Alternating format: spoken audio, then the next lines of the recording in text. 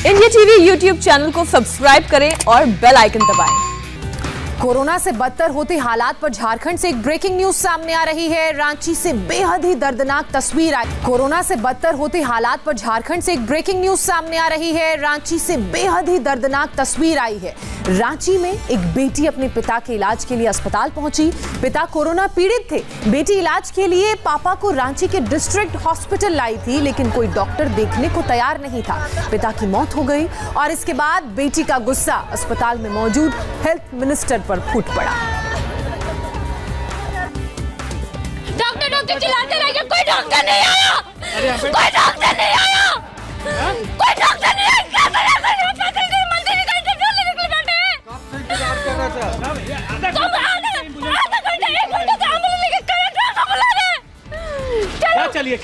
क्या चलिए मृतक की बेटी जिस हेल्थ मिनिस्टर से गुहार लगा रही है, वो हेल्थ मिनिस्टर, झारखंड के हेल्थ मिनिस्टर बन्ना गुप्ता इस वक्त हमारे साथ जुड़ गए। हम सीधा उनसे बात करते हैं। बन्ना गुप्ता जी, इस बच्ची की चीख पुकार आप सुन रहे हैं? नमस्कार। ऐसा है, मेरी आवाज आ रही है आपको? जी। देखिए, ऐसा है कि कोई भी मौत होती है, मौत हमेशा दुखदाई है और मौत पे राजनीति न करने की आवश्यकता है और ना अभी वर्तमान में राजनीति कोई विषय है, ठीक है। और जो हमारी बहन रो रही है, दुखी है, मैं उसके दुख में बहुत संवेदनशील हूँ और मुझे ये नहीं मालूम था कि ये क्या घटना है, ठीक है।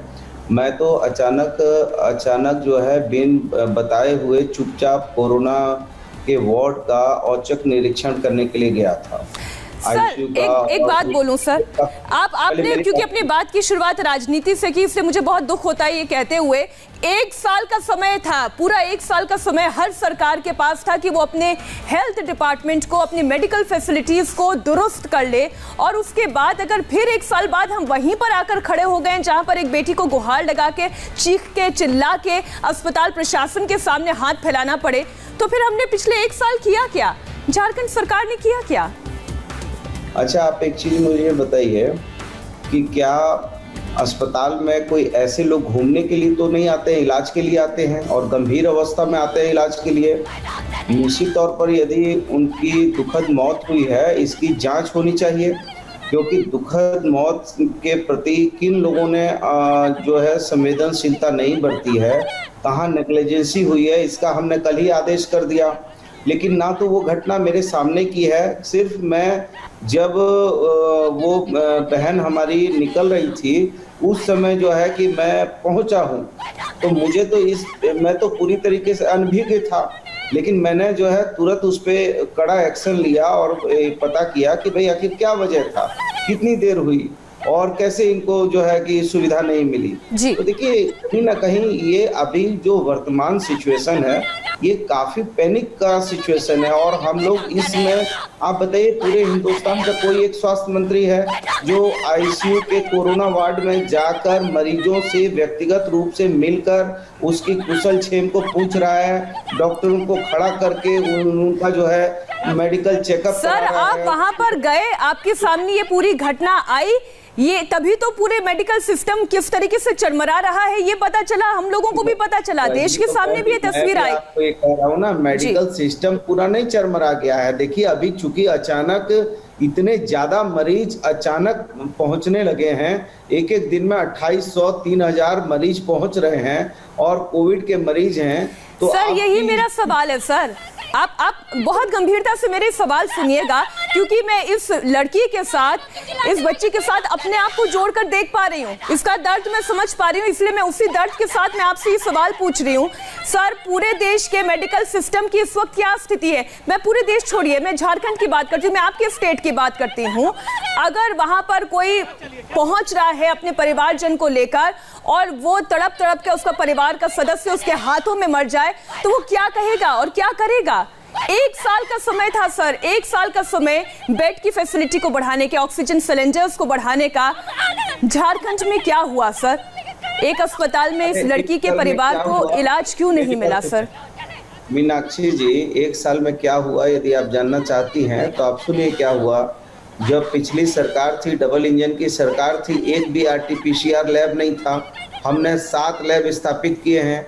200 ट्रूनेट मशीन स्थापित किए हैं। हमने जगह जगह जो है वेंटिलेटर, ऑक्सीजन का सबकी सुविधाएं जो है उपलब्ध कराई है और हम लगातार प्रयास कर रहे हैं। आपको हो सकता है कि ये इस घटना से मैं खुद भी जो है दुखी हूं, लेकिन आप एक चीज बताइए कि कोई स्वास्थ्य मंत्री किसी आईसीयू में जा रहा है क्या?